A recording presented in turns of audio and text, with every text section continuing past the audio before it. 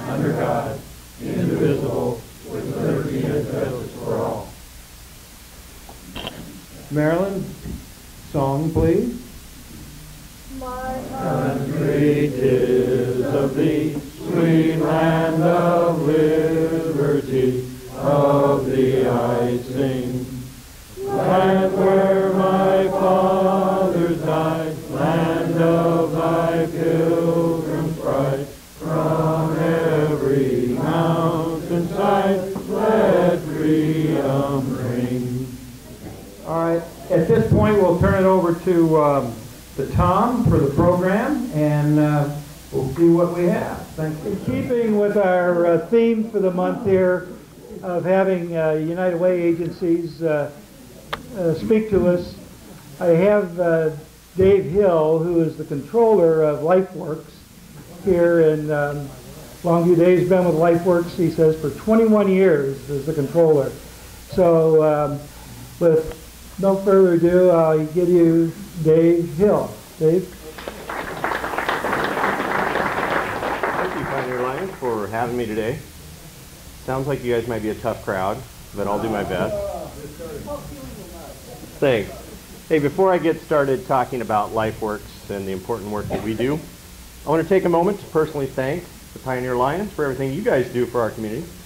Just to give you a little insight to who I am, I want to personally thank you guys for Street of Screams and the kids run on the 4th of July. Big family memories for me. I obviously have kids. Thank you very much. Give yourselves a round of applause. Thanks for indulging.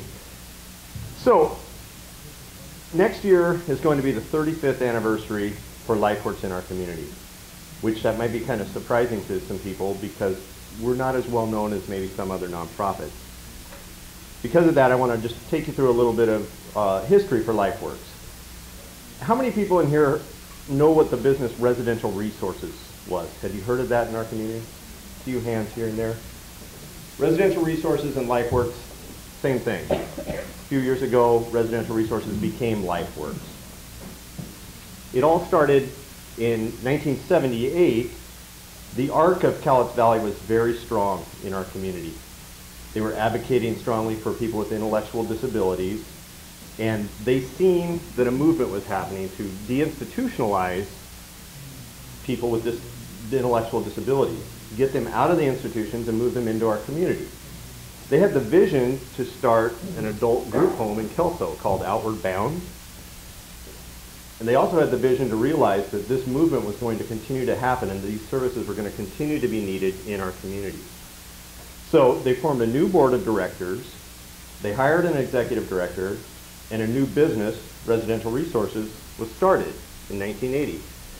That executive director was Marty Johnson, who is currently the executive director at LifeWorks. She's been there for 35 years. She's the founding executive director of Residential Resources and now LifeWorks. These services for people with intellectual disabilities, to bring them back into our community, are very vital to our community. Residential Services started with 6 people in Kelso with a staff of 8, and today LifeWorks employs over 240 people in our community, and we bring about $6 million of state tax money back into our community to pay for wages and to hopefully spend locally in our community. So it's a growing business. It's a growing need for our community, and I'm really glad that the ARC had the vision to spin that off. Now the ARCs had their own journey, and it's going to come full circle in a minute, as I'll tell you. The residential services that we provide for people, they look quite different. You probably wouldn't recognize them in our community. In fact, when not many people raised their hand about knowing who Residential Resources was, that was actually a strategy. We really didn't want people to know that we were in the community supporting other people with disabilities.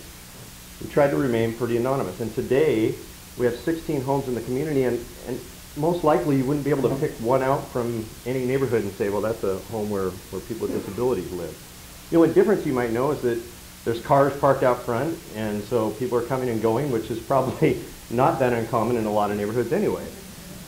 So 24-hour supports, but the supports that you would see inside all of our homes, they look very different, and that's a real testimony to our staff. The 240 people that we employ, they're absolutely amazing people. They're the most caring and passionate. They get it. They understand that when you support a human being, it's not a cookie cutter model to supporting them. It looks different for everybody. And they've figured out how it looks different for people. And they've figured out how individual needs can be met, and how individual goals can be achieved. They're truly amazing people, these 240 staff that we employ. So if you happen to know any of them, tell them thank you, because they're great, great people. We've expanded over the 35 years of existence. We started with residential services. And to kind of explain to you what residential services would be like, I've already told you that it's a little bit different. Our funding comes from the state of Washington, DSHS. And in the early 2000s, most of the funding that we were getting and the referrals we were getting for support, like most other services in our community, started being driven by people who are in crisis. So basically, the people we were trying to support, their families were breaking apart because of unmet needs. So I just want to tell you a quick story about a young man named Ben. How many people here have a teenage boy or have been around a teenage boy? Okay, right. So, still living? Still living, Hey, so what are some words that might describe a teenage boy? Going, an adolescent, going through puberty. Confused, carefree, horny. That's probably going to encapsulate it right there. They think about one thing. Attitude. Okay, do you guys know what autism is?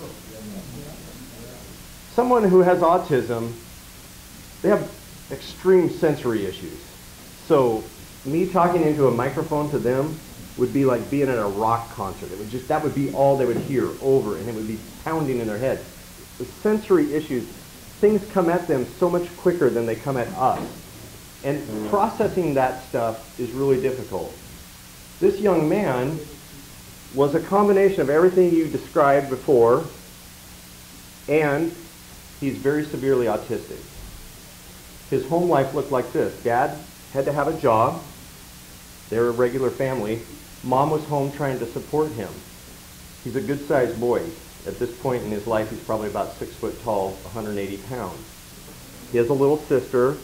Mom is not a big lady. And everything we talked about being a teenage boy is happening to him. So he's becoming very aggressive. Mom is doing everything she can to not have the house destroyed. At one point, he set their kitchen on fire.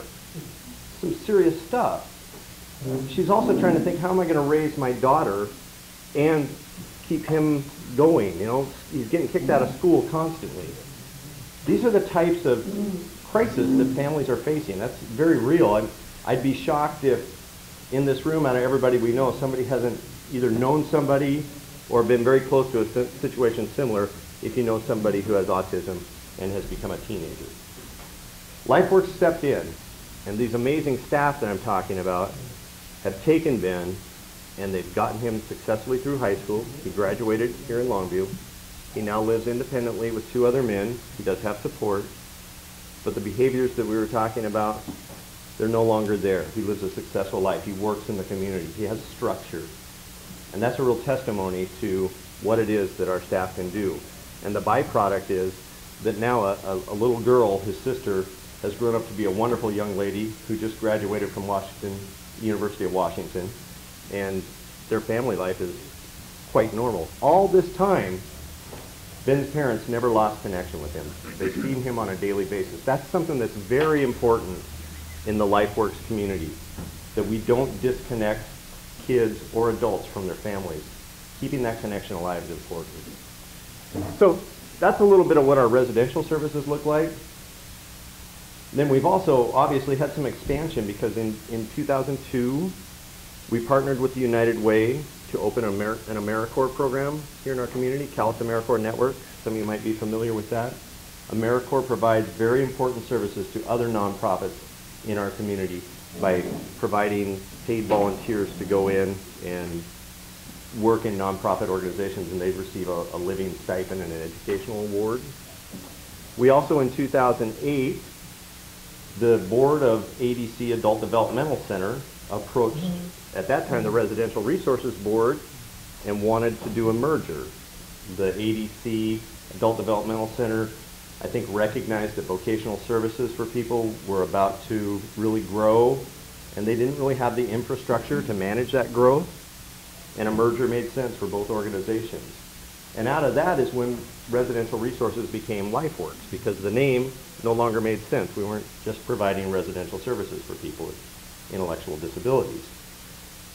Our vocational services have expanded to, today we're supporting over 100 people with disabilities, all seeking meaningful employment in the community. Those services also look very different for each individual, because individuals with disabilities are just that. They're individuals. They have different needs, so we try to meet their needs at whatever level is required. Some people have pretty severe needs, others less so. We have about 65 people right now out of those 100 who are employed in the community with some support. So it's very successful. One example of this that I would tell you is we've had a young lady who came to us, and when she came to us, she started in our pre-vocational program, which is a program where people really don't have the skills to go out and seek a job in the community. So they need to develop some specific skill set. And after 2 years of being in that program, she moved into our group-supported employment program. Now, how many people in here have dogs?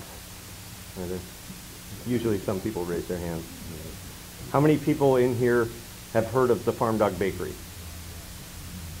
Was on Broadway, it's now on 14th Avenue. Well, the Farm Dog Bakery is an example of one of our group-supported programs, group-supported employment, through the funding from Cowlitz County and in a combination with the school district from their transitional program. We've created a business that bakes dog biscuits and then retails them out of the shop on 14th Avenue. She graduated from pre-vocational services to there, where she got to work on baking the dog biscuits, greeting the community, getting some interactions. And after 4 years there, I'm proud to say that she now has a job in the community and is working for a business in the community that's not affiliated with LifeWorks. She still receives support from us, but it's a real success story. It's a real transition story. And that's really what we hope to achieve with everybody who comes to us, depending on what level of support they need when they get there. I also mentioned the ARC when we first started this conversation, because the ARC created the board that started LifeWorks today. The ARC went through quite a bit of stuff, and in 2011, we found the ARC was actually living in Vancouver with the ARC of Southwest Washington. And their local presence really wasn't very great at all. It was really hard for families with kids with disabilities to access any services here. So our board felt real strongly that we needed a local chapter of the ARC. And I just have to put a little shout out for our board of directors. We have one member of our board of directors who was actually on that ARC board back in 1978, who started Residential Resources. She is still an active member on our board of directors. And we have a tremendous board. We've got people who are passionate and caring.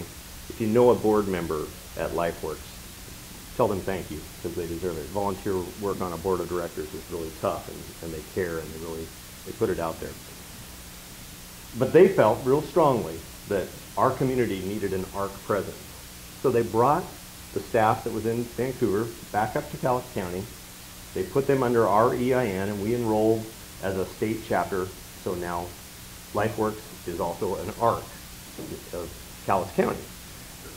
That's really important, because up till this point in our lives, all the people that we supported who had intellectual disabilities, they were funded some way through the state of Washington, Cowlitz County, DVR. Somebody was funding them. The folks that we're reaching out now and we're touching through the ARC, they're not funded. They're families who are in turmoil that have no idea what to do. Recently, back in August, we had a family come in. They had a 5-year-old son who had been diagnosed with autism. They knew they needed help. He was about to start school. They had no idea how to make this happen. When they came in, they brought his 3-year-old brother in with him, and right away, Our staff noticed that he probably should have a diagnosis as well. He's possibly on the autism spectrum as well. After interviewing this family and having them come through the intake, we were able to get into the school district with him, go through an IEP, get him a specialized program so that he wouldn't get, right away, he'd get started the right way. This family comes to our Thursday night respite program. We have a respite program at the LifeWorks building where families can come for $5. Their child or children with autism or any special need can spend 2.5 hours with our staff while the families go out. In this particular case, Mom and Dad would go out and buy groceries on Thursday night. Things that we probably really take for granted that we can do any time, but when you are a family that has a child with autism, that can be a challenge. So it gave them an opportunity to go out and buy groceries. It gave them an opportunity to occasionally have a date night. So we really are proud of our Thursday night respite program. They're also connected with our Monday morning sensory play group, where Mom gets to come in with the younger son while the older child's in school, and she gets to connect with other moms and other parents and sort of collaborate and build a network of her own, people so that are going through the same thing so that she doesn't feel like she's on her own. So those are the kinds of services now that aren't funded that we're really proud of and we're really trying to push and advance. These are the kinds of services I think if we can continue to grow, perhaps we can keep families together so that maybe it doesn't quite get to the situation where the young man is too aggressive and has to then come to our residential services. So I've been talking a lot. Sorry. Anybody have any questions? I do have, there are some brochures out there. Yes? As the children grow up, and you mentioned one lady who had a job. Yes. How do they, I guess my point is, are they going to be the same as they were as a child emotionally, or are they going to develop and be able to be somewhat in control of their emotions? Yes. Is that going to be possible? Absolutely. They definitely can develop and become very much in charge of their emotions. They go through the same, the teenage boys, heck guys, we were all teenage boys once, and hopefully we came to a point where we were more in control of our emotions, somewhere in our 40s maybe. But anyway, people with disabilities absolutely will develop and grow. And the thing that I think we help with is that we give them the structure that they need when they're emotionally out of control. And once we see that these kids are growing, they're becoming more in control, we can open that environment up a little bit and let them be more of who they are, but still understand that the boundaries are there and things like that. There's a lot of great programs. It's not just LifeWorks. The school districts have become very good at transition programs. There's lots of resources. I can't take all the credit. Yes? Excuse me. You mentioned when the child was in kindergarten, it was really a type program. What kind of that type program you grew up to? Yes. Pardon me, now I got your cough. I mentioned an IEP, and that's an individualized education program. So when a child with a disability, an intellectual disability, is in school, there needs to be a connection with the school so that they can come up with an individualized education program. It doesn't mean that they're going to be pulled out of the classroom necessarily. We strongly advocate that kids stay in the right classroom. There are times when a child with a disability needs to be in a different classroom, but that's part of the IEP, is making that determination. Absolutely. I want to mention this. For the dog lovers in the room, one way you can help support LifeWorks, I've brought some Farm Dog Bakery treats. Pick one up. For dogs, they're human edible. I wouldn't eat them, but that's just me. So feel free to pick one of these up, give it to your pup, and when they love it, there's an address on here for where the Farm Dog Bakery is. Please come and visit us. And I think I'm out of time. All right. Thank you very much for your attention. Appreciate you being here, and I'd like to present this Pioneer mug. Oh, wonderful. And also an application for a membership if you're so interested. All right. We thank you. Thank you. Thank you.